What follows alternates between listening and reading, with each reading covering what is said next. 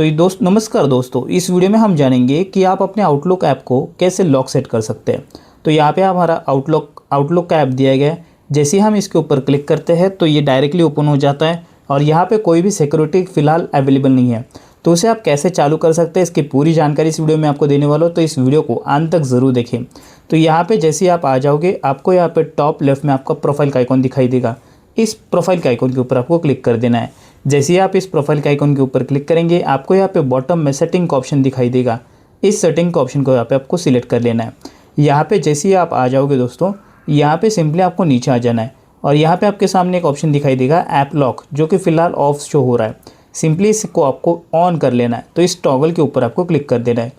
जैसे ही आप इस टॉगल के ऊपर क्लिक करेंगे, आपका जो ऐप लॉक है वो फ़िलहाल चालू हो जाएगा और जो भी पासवर्ड आप अपने मोबाइल के अंदर किसी ऐप को अनलॉक करने के लिए यूज़ करते हैं, जो कि कॉमन होता है, उसी पासवर्ड को आप यहाँ पे यूज़ कर सकते हैं।